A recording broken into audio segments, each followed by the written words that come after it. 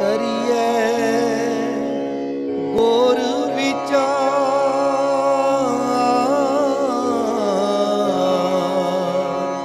नानक बेड़ी सच की करिए गोर विचार।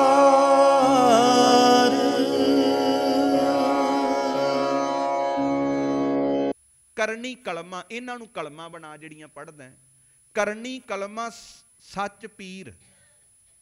सतगुरु कहंदे सच नूं पीर बना, सच बोल, सच अंदर विहार रख, सच्चा विहार रख, सच्चे दे अंदर ही वरतों विहार कर और सच दे सिद्धांत ते पहरा दे। सच पीर कलमा कर्म निवाज। फिर कहंदे तसबी सात इस भाव सी। तू हत्थ विच माला फड़ के फेरदा लोकां नूं कहना भी मैं धर्मी हाँ, पर माला किहड़ी बनाउणी है? रब दी रजा च चल, जो उस मालक नूं भाउंदा है उहनूं सिर मत्थे प्रवान कर लै, इहनूं बना लै रब दी माला सिमरनी तसबी। तसबी सात तिस भाव सी। फिर कहंदे नानक रखै लाज। इस तरीके नाल रब भी तेरी लाज रखेगा ते तू एक चंगा मुसलमान अखवा सकदा है। तां तू काजी, तां तू मुल्ला, जाने नाम खुदाई। जेकर असल दे विच तू खुदा दे नाम नूं जान लवें, क्योंकि लोड़ है उहदे हुक्म नूं पछाणन दी, उहदे नाम नूं समझण दी। सतगुरु दा एक पावन बचन है, कोई बोले राम राम, कोई खुदाए, कोई सेवै गुसैयां, कोई अल्लाह, कारण करन करीम, किरपा धार रहीम।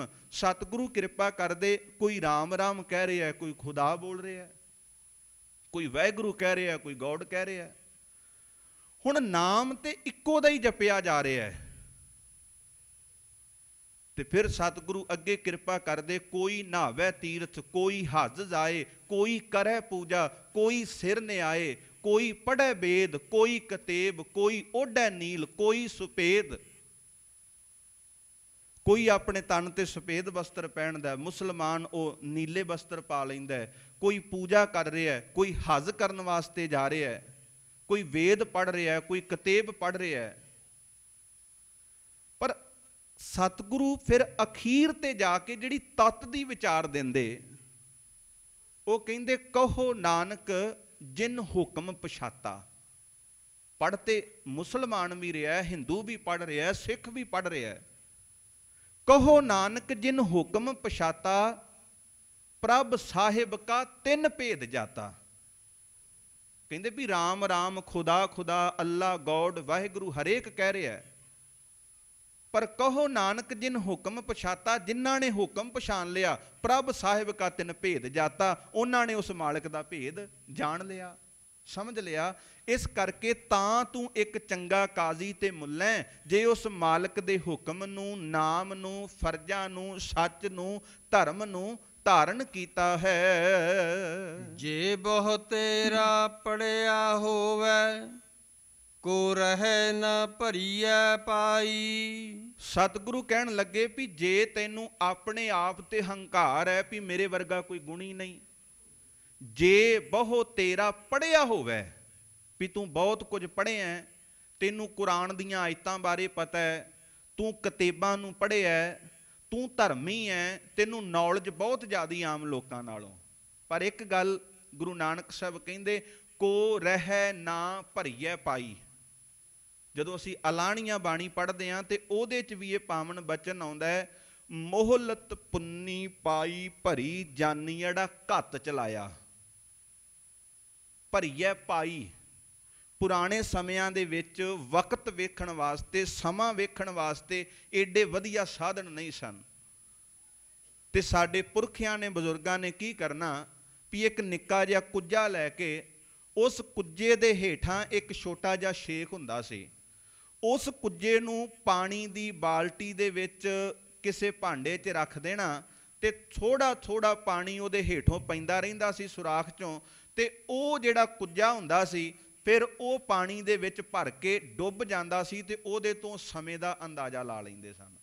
वो डुब जांदा सी समा, ਪਾ ਕੇ ਉਹਦੇ 'ਚ ਪਾਣੀ ਪੈ ਪੈ ਕੇ, ਜਿਵੇਂ ਗੁਰਬਾਣੀ ਦੇ ਅੰਦਰ ਉਦਾਹਰਨਾਂ ਦਿੱਤੀਆਂ ਵੀ ਛਿਨ ਛਿਨ ਔਦ ਬਿਹਾਤ ਹੈ ਫੂਟੇ ਘਟ ਜਿਉ ਪਾਣੀ। ਕਿਤੇ ਸਤਿਗੁਰੂ ਕਹਿੰਦੇ ਵੀ ਜਿਵੇਂ ਉਹ ਕੁੱਜਾ ਭਰ ਕੇ ਪਾਣੀ ਦੇ ਵਿੱਚ ਡੁੱਬ ਜਾਂਦਾ ਹੈ, ਉਹਦੇ ਤੋਂ ਵਕਤ ਦਾ ਅੰਦਾਜ਼ਾ ਲਾਇਆ ਜਾਂਦਾ ਹੈ। ਬਿਲਕੁਲ ਇਸੇ ਤਰ੍ਹਾਂ ਜਿਵੇਂ ਇੱਕ ਤਿੜਕਿਆ ਘੜਾ ਹੋਵੇ ਤੇ ਤਿੜਕੇ ਘੜੇ ਦੇ ਵਿੱਚੋਂ ਪਾਣੀ ਤਿਪ ਤਿਪ ਕਰਕੇ ਸਿਮ ਸਿਮ ਕੇ ਉਹ ਘੜਾ ਖਾਲੀ ਹੋ ਜਾਂਦਾ ਹੈ। ਇਹ ਤੇਰਾ ਸਰੀਰ ਵੀ ਇਸੇ ਤਰ੍ਹਾਂ ਹੈ, ਤੇ ਜਿਹੜੇ ਸਵਾਸਾਂ ਰੂਪੀ ਪਾਣੀ ਇਸ ਸਰੀਰ ਰੂਪੀ ਘੜੇ 'ਚ ਹੈ, ਇਹਨੇ ਹੌਲੀ ਹੌਲੀ ਕਰਕੇ ਸਾਰੇ ਨੇ ਖਾਲੀ ਹੋ ਜਾਣਾ ਹੈ। ਹੁਣ ਹਜ਼ੂਰ ਕਹਿੰਦੇ ਜੇ ਬਹੁ ਤੇਰਾ ਪੜਿਆ ਹੋਵੇ, ਤੂੰ ਪੜਿਆ ਬਹੁਤ ਹੈ, ਕੋ ਰਹਿ ਨਾ ਭਰੀਐ ਪਾਈ, ਪਰ ਇੱਥੇ ਸਦਾ ਥੋੜਾ ਕੋਈ ਬੈਠਾ ਰਿਹਾ। ਬਾਣੀਕਾਰਾਂ ਨੇ ਤੇ ਉਦਾਹਰਨਾਂ ਦਿੱਤੀਆਂ। ਮੰਨਿਆ ਜਾਂਦਾ ਹੈ ਵੀ ਜਿਹੜਾ ਰਾਵਣ ਸੀ ਉਹ 4 ਵੇਦਾਂ ਦਾ ਗਿਆਤਾ ਸੀ, ਪਰ ਸਤਿਗੁਰੂ ਨੇ ਉਦਾਹਰਨਾਂ ਉਹਨਾਂ ਦੀਆਂ ਦਿੱਤੀਆਂ ਵੀ 1 ਲੱਖ ਪੂਤ 1.25 ਲੱਖ ਨਾਤੀ ਤੇ ਰਾਵਣ ਘਰ ਦੀਆ ਨਾ ਬਾਤੀ। ਲੰਕਾ ਗੜ ਸੋਨੇ ਕਾ ਭਇਆ ਮੂਰਖ ਰਾਵਣ ਕਿਆ ਲੈ ਗਿਆ। ਜੇ ਜ਼ਿੰਦਗੀ ਤੇ ਜੀਵਨ ਦੇ ਅੰਦਰ ਇੱਕ ਚੱਜ ਦੀ ਗੱਲ ਨਹੀਂ ਤੇ ਸਤਿਗੁਰੂ ਕਹਿੰਦੇ ਭਾਵੇਂ ਲੱਖਾਂ ਪੜ੍ਹੀ ਜਾ।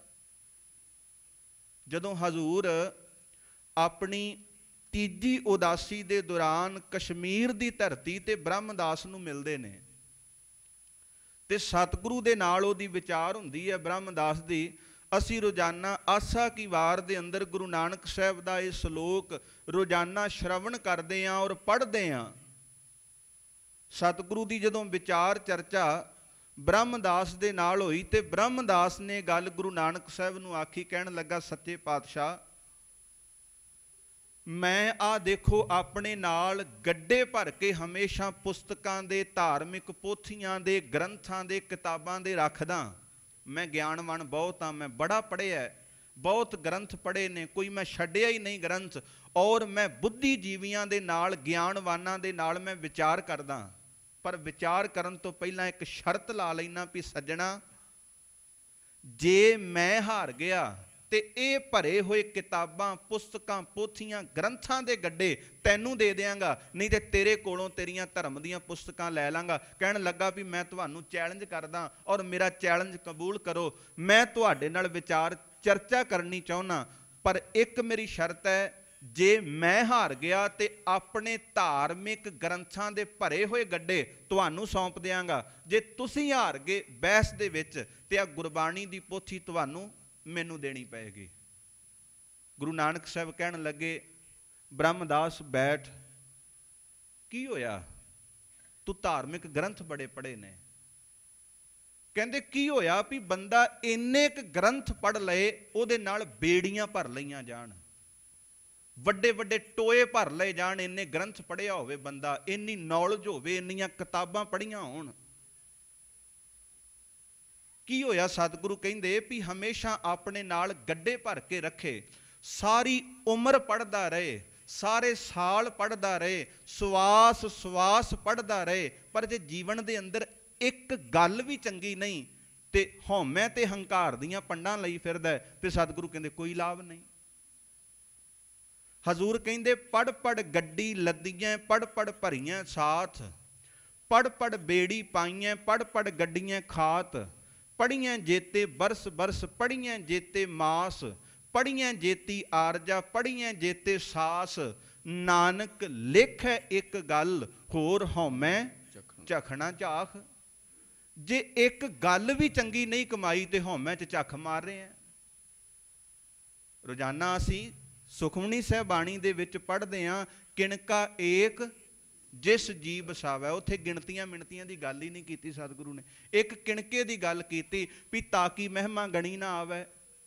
ਏਕ ਅੱਖਰ ਜੋ ਗੁਰਮੁਖ ਜਾਪੈ ਤਿਸ ਕੀ ਨਿਰਮਲ ਸੋਈ, ਆਏ ਪ੍ਰਭ ਸ਼ਰਨਾਗਤੀ ਕਿਰਪਾ ਨਿਧ ਦਇਆਲ, ਏਕ ਅੱਖਰ ਹਰ ਮਨ ਬਸਤ ਨਾਨਕ ਹੋਤ ਨਿਹਾਲ। ਸਤਿਗੁਰੂ ਕਹਿੰਦੇ ਕਿਣਕਾ ਹੀ ਵਸ ਜਾਏ, ਇੱਕ ਅੱਖਰ ਹੀ ਵਸ ਜਾਏ ਤੇ ਉਹਦੀ ਮਹਿਮਾ ਹੀ ਨਹੀਂ ਗਿਣੀ ਜਾ ਸਕਦੀ।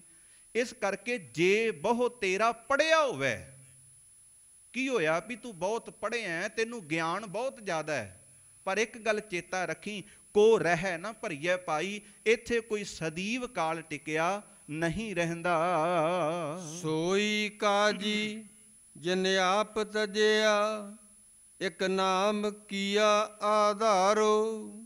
ਸਤਿਗੁਰੂ ਗੁਰੂ ਨਾਨਕ ਸਾਹਿਬ ਮਹਾਰਾਜ ਫਿਰ ਕਹਿੰਦੇ ਸੋਈ ਕਾਜ਼ੀ ਜਿਨ ਆਪ ਤਜਿਆ।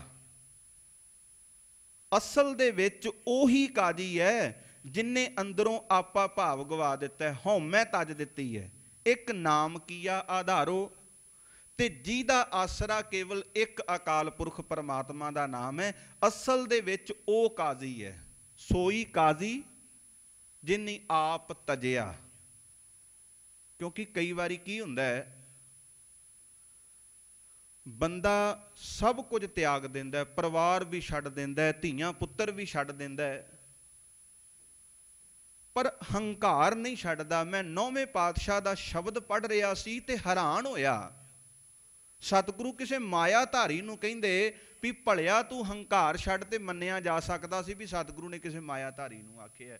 ਕਿਸੇ ਰਾਜੇ ਮਹਾਰਾਜੇ ਨੂੰ ਕਹਿੰਦੇ ਤੇ ਮੰਨਿਆ ਜਾ ਸਕਦਾ ਵੀ ਸਤਿਗੁਰੂ ਨੇ ਕਿਸੇ ਤ੍ਰਿਸ਼ਨਾਲੂ ਬਿਰਤੀ ਵਾਲੇ ਮਹਾਰਾਜੇ ਨੂੰ ਆਖਿਆ। ਪਰ ਮੈਂ ਹੈਰਾਨ ਹੋਇਆ ਜਦੋਂ ਸਤਿਗੁਰੂ ਧਰਮੀ ਬੰਦੇ ਨੂੰ ਕਹਿੰਦੇ ਸਾਧੋ ਮਨ ਕਾ ਮਾਨ ਤਿਆਗੋ।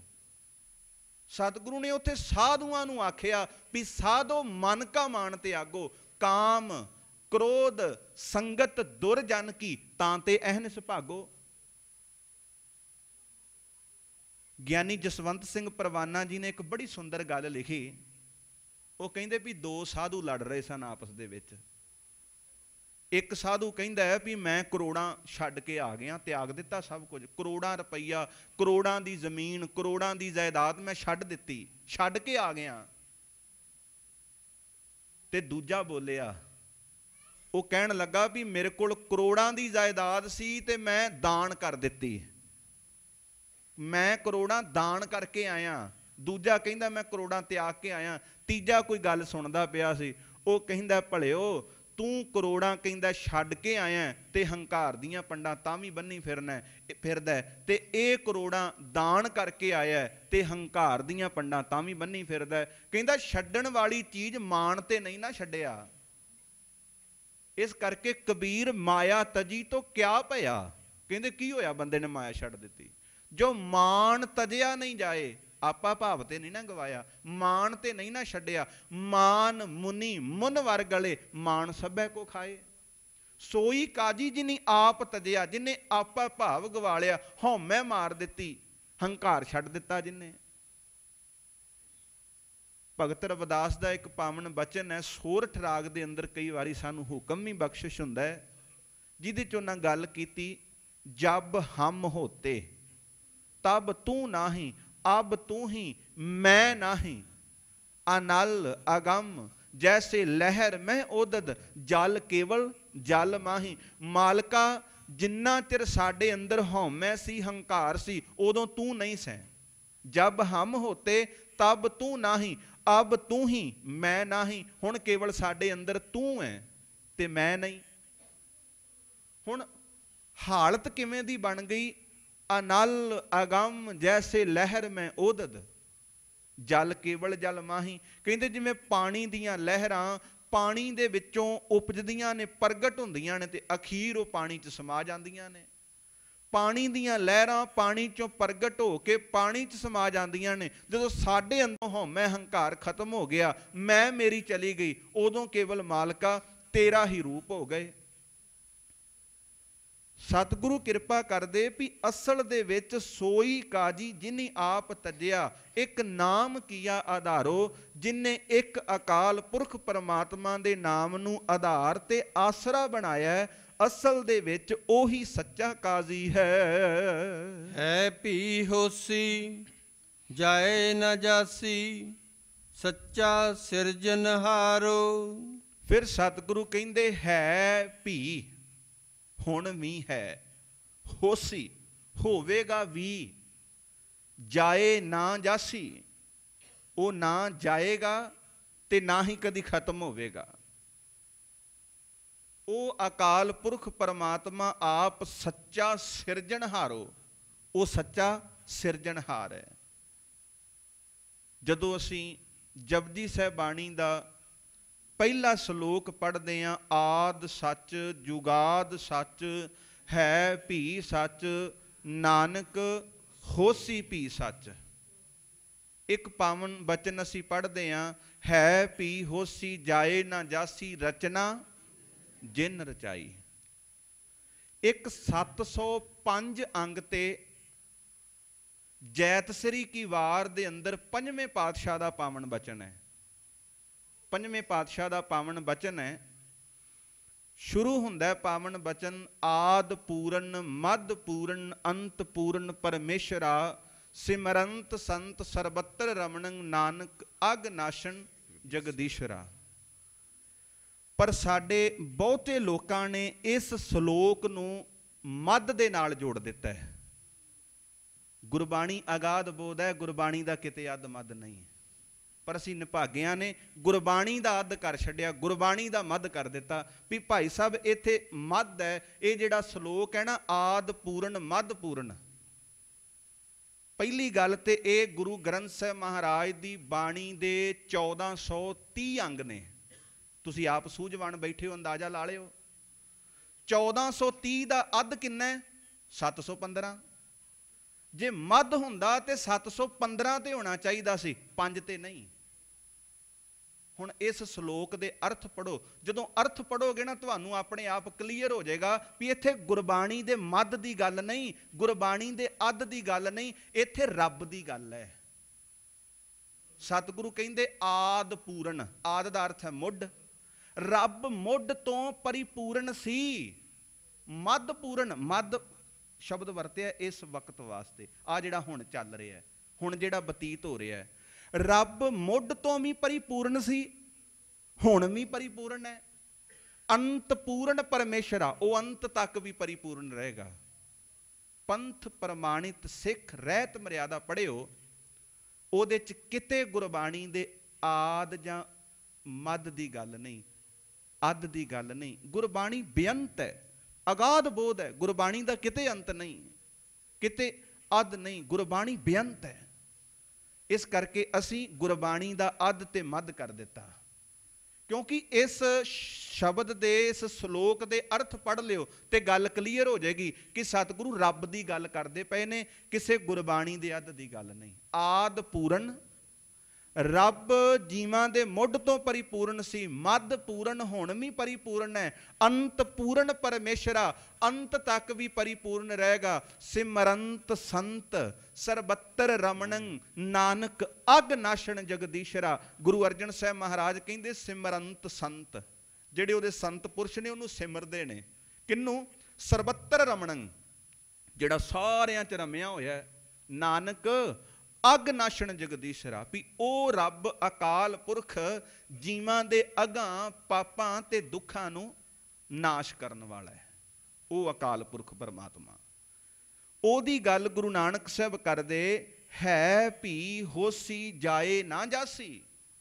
ਉਹ ਇਸ ਵਕਤ ਵੀ ਹੈ, ਜੀਵਾਂ ਦੇ ਮੁੱਢ ਤੋਂ ਵੀ ਸੀ, ਉਹ ਅਖੀਰ ਤੱਕ ਵੀ ਰਹੇਗਾ। ਉਹ ਆਪ ਮਾਲਕ ਸੱਚਾ ਸਿਰਜਣਹਾਰ ਹੈ। ਪੰਜ ਵਖਤ ਨਿਵਾਜ ਗੁਜ਼ਾਰੈ, ਪੜ੍ਹੈ ਕਤੇਬ ਕੁਰਾਨਾ। ਸਤਿਗੁਰੂ ਕਹਿੰਦੇ 5 ਵਕਤ ਨਿਵਾਜ ਗੁਜ਼ਾਰੈ। ਜਿਹੜਾ ਮੁਸਲਮਾਨ ਵੀਰ ਹੈ, ਉਹ 5 ਵੇਲੇ ਦੀਆਂ 5 ਨਮਾਜ਼ਾਂ ਪੜ੍ਹਦਾ ਹੈ। ਗੱਲ ਜਰਾ ਧਿਆਨ ਨਾਲ ਸੁਣਿਓ। ਉਹਨਾਂ ਦੀਆਂ 5 ਨਮਾਜ਼ਾਂ ਨੇ ਸੁਲਾਤੁਲ ਫਜ਼ਰ, ਪਹਿਲੀ ਨਮਾਜ਼ ਹੈ। ਦੂਜੀ ਨਮਾਜ਼ ਹੈ ਸਲਾਤੁਲ ਜ਼ੋਹਰ। ਤੀਜੀ ਨਮਾਜ਼ ਹੈ ਸਲਾਤੁਲ ਅਸਰ। ਚੌਥੀ ਨਮਾਜ਼ ਹੈ ਸੁਲਾਤੁਲ ਮਗਰਿਬ। ਪੰਜਵੀਂ ਨਮਾਜ਼ ਹੈ ਸੁਲਾਤੁਲ ਵਿਸ਼ਾ। ਇਹ 5 ਨਮਾਜ਼ਾਂ ਨੇ ਇਸਲਾਮ ਦੀਆਂ, ਜਿਹੜੀਆਂ ਹਰ ਇੱਕ ਮੁਸਲਮਾਨ ਪੜ੍ਹਦਾ ਹੈ। ਜਿਵੇਂ ਅਸੀਂ 5 ਬਾਣੀਆਂ ਪੜ੍ਹਦੇ ਹਾਂ, ਉਹਨਾਂ ਦੇ ਧਰਮ ਦਾ ਕਰਮ ਹੈ 5 ਨਮਾਜ਼ਾਂ ਪੜ੍ਹਨੀਆਂ। ਪਰ ਇਹਨਾਂ 5 ਦੇ ਪੜ੍ਹਨ ਦਾ ਜਿਹੜਾ ਵਕਤ ਸਮਾਂ ਵੀ ਉਹ ਵੱਖੋ ਵੱਖਰਾ ਹੈ। ਜਿਵੇਂ ਪਹਿਲੀ ਨਮਾਜ਼ ਹੈ ਸੁਲਾਤੁਲ ਫਜ਼ਰ, ਇਹਦਾ ਪੜ੍ਹਨ ਦਾ ਵੇਲਾ ਉਹਨਾਂ ਨੇ ਪ੍ਰਭਾਤ ਵੇਲੇ ਤੋਂ ਲੈ ਕੇ ਸੂਰਜ ਨਿਕਲਣ ਤੋਂ ਪਹਿਲਾਂ ਪਹਿਲਾਂ ਇਹ ਨਮਾਜ਼ ਪੜ੍ਹਨੀ ਹੈ। ਦੂਜੀ ਨਮਾਜ਼ ਹੈ ਸੁਲਾਤੁਲ ਜ਼ੋਹਰ, ਇਹ ਸੂਰਜ ਦੇ ਅਸਤ ਹੋਣ ਤੱਕ ਪੜ੍ਹਨੀ ਹੈ। ਤੀਜੀ ਹੈ ਸੁਲਾਤੁਲ ਅਸਰ, इस नमाज का जिहड़ा वक्त है वह है दिन का तीजा पैर। तीजे पैर दे विच पढ़ी जा सकती। 4 पैर दिन ते 4 पैर रात। 6 बजे तो लैके 9 बजे तक पहला पैर, 9 बजे तो लैके 12 बजे तक दूजा पैर, 12 बजे तो लैके 3 बजे तक तीजा पैर, 3 बजे तो लैके शाम 6 बजे तक चौथा पैर। ये 4 पैर दिन ते 4 पैर बिल्कुल इस तरह रात। तो जिहड़ी तीजी नमाज है सुलातुल असर, वो पढ़नी है तीजे पैर, भाव कि 12 बजे तो लैके 3 बजे तक। ते चौथी नमाज है सुलातुल मगरिब।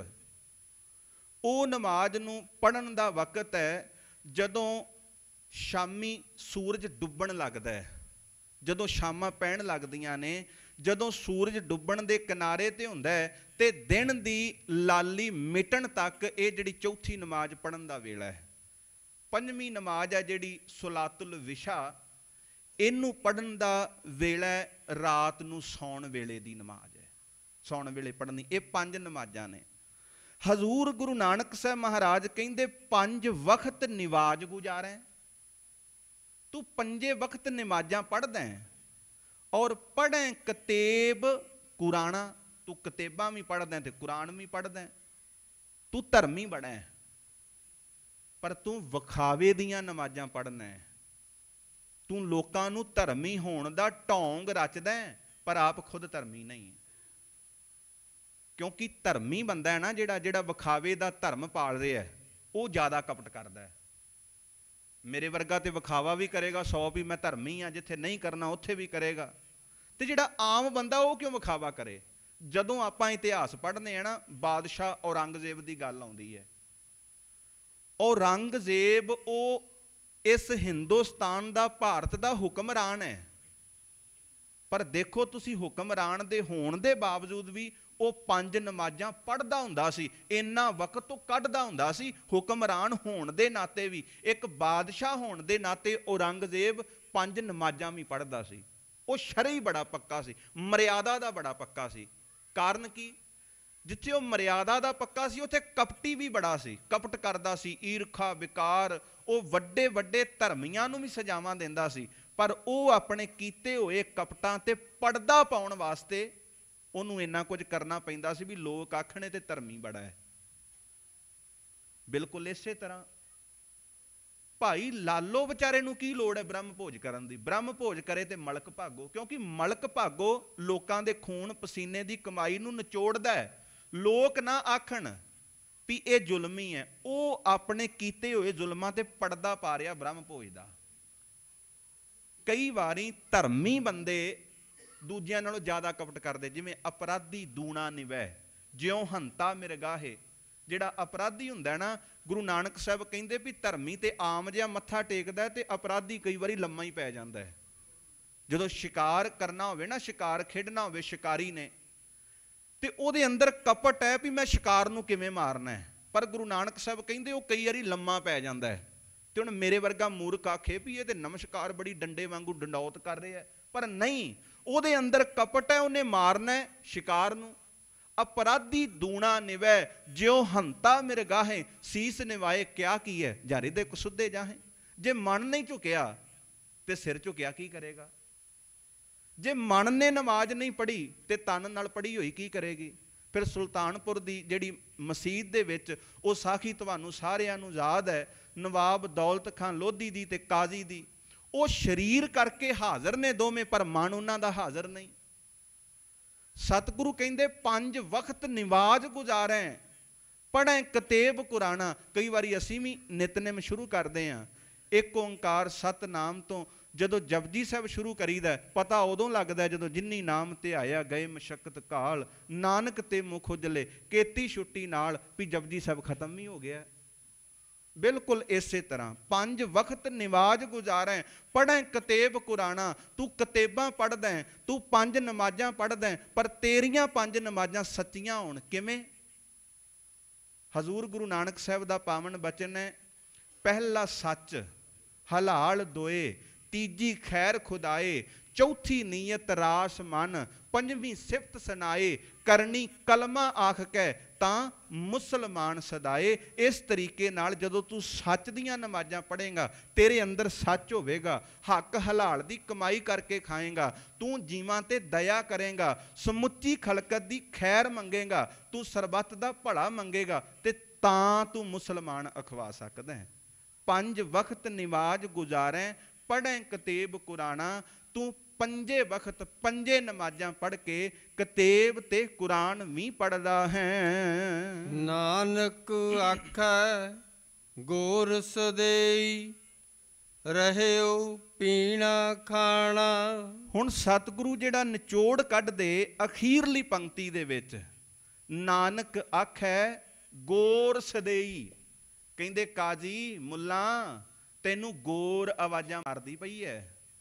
ਰਹਿਓ ਪੀਣਾ ਖਾਣਾ, ਆ ਗੱਲਾਂ ਬਾਤਾਂ ਵਿਖਾਵੇ ਦੇ ਕਪਟ ਛਲ ਇਹ ਸਭ ਕੁਝ ਇੱਥੇ ਰਹਿ ਜਾਣਾ ਹੈ। ਖੁਰਾਕਾਂ ਵੀ ਇੱਥੇ ਰਹਿ ਜਾਣੀਆਂ, ਹੰਡਾਉਣਾ ਖਾਣਾ ਵੀ ਇੱਥੇ ਹੀ ਰਹਿ ਜਾਣਾ, ਪਰ ਤੈਨੂੰ ਗੋਰ ਆਵਾਜ਼ਾਂ ਮਾਰ ਰਹੀ ਹੈ। ਮੌਤ ਦਾ ਜਿਹੜਾ ਸੁਨੇਹਾ ਉਹ ਤੈਨੂੰ ਆ ਰਿਹਾ ਹੈ, ਔਰ ਇੱਕ ਦਿਨ ਮੌਤ ਦਾ ਵਕਤ ਆ ਜਾਣਾ ਹੈ। ਇਸ ਕਰਕੇ ਫਰੀਦਾ ਗੋਰ ਨਿਮਾਣੀ ਛੱਡ ਕਰੇ, ਨੀ ਘਰਿਆ ਘਰ ਆਓ, ਸਰ ਪਰ ਮੈਥੇ ਆਵਣਾ ਮਰਨੋ ਨਾ ਡਰਿਆਓ। ਫਰੀਦ ਸਾਹਿਬ ਕਹਿੰਦੇ ਵਿਚਾਰੀ ਗੋਰ ਨਿਮਾਣੀ, ਉਹ ਵਿਚਾਰੀ ਆਵਾਜ਼ਾਂ ਮਾਰਦੀ ਹੈ ਵੀ ਨੀ ਘਰਿਆ ਬੰਦਿਆ ਘਰ ਆ।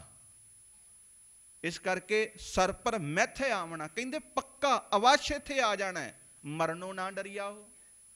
ਮੌਤ ਦਾ ਜਿਹੜਾ ਵਕਤ ਹੈ ਉਹ ਇੱਕ ਦਿਨ ਸਾਰਿਆਂ ਦਾ ਆ ਜਾਣਾ, ਸਾਡਾ ਵੀ ਆ ਜਾਣਾ, ਤੁਹਾਡਾ ਵੀ ਆ ਜਾਣਾ, ਕਿਉਂਕਿ ਮਰਨ ਲਿਖਾਏ ਮੰਡਲ ਮੈਂ ਆਏ। ਜੋ ਦਿਨ ਆਵੇਂ ਸੋ ਦਿਨ ਜਾਹੀ, ਕਰਨਾ ਕੂਚ ਰਹਿਣ ਥਿਰ ਨਾਹੀ, ਸੰਗ ਚਲਤ ਹੈ ਹਮ ਭੀ ਚੱਲਣਾ, ਦੂਰ ਗਵਨ ਸਿਰ ਉੱਪਰ ਮਰਨਾ। ਮੌਤ ਸਿਰ ਤੇ ਹੈ। ਨਾਨਕ ਆਖੈ ਗੋਰ ਸਦੇਈ, ਗੁਰੂ ਨਾਨਕ ਸਾਹਿਬ ਕਹਿੰਦੇ ਭਲਿਆ ਗੋਰ ਆਵਾਜ਼ਾਂ ਪਈ ਮਾਰਦੀ ਹੈ। ਰਹਿਓ ਪੀਣਾ ਖਾਣਾ, ਇਹ ਖਾਣਾ ਪੀਣਾ ਖੁਰਾਕਾਂ ਛਲ ਕਪਟ ਪਖੰਡ ਭਰਮ ਵਹਿਮ ਇਹ ਸਭ ਕੁਝ ਇੱਥੇ ਰਹਿ ਜਾਣਾ। ਇਸ ਕਰਕੇ ਨਾਲ ਸਹਾਈ ਹੋਣਾ ਤੇ ਕੇਵਲ ਚੰਗੇ ਮਾਲਕ ਦਾ ਨਾਮ ਔਰ ਰੱਬੀ ਗੁਣਾਂ ਨੇ ਸਹਾਈ ਹੋ ਕੇ ਲੋਕ ਸੁਖੀਏ ਪਰਲੋਕ ਸੁਹੇਲੇ। ਨਾਨਕ ਹਰ ਪ੍ਰਭ ਆਪੇ ਮੇਲੇ ਦੀ ਬਖਸ਼ਿਸ਼ ਦੇ ਪਾਤਰ ਤੈਨੂੰ ਬਣਾਉਣਾ।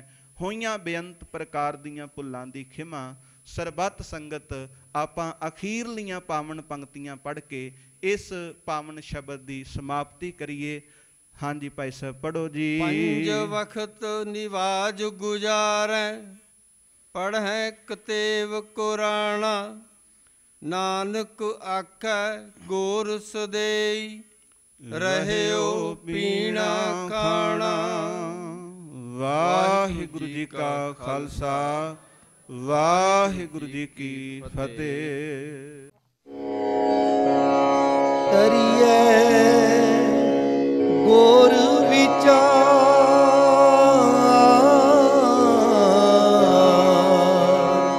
ਨਾਨਕ ਬੇੜੀ ਸੱਚ ਕੀ। ਕਰੀਏ ਗੋਰ ਵਿਚਾਰ,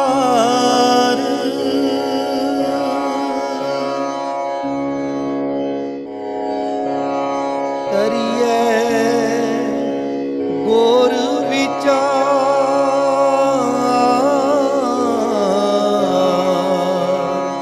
ਨਾਨਕ ਬੇੜੀ ਸੱਚ ਕੀ।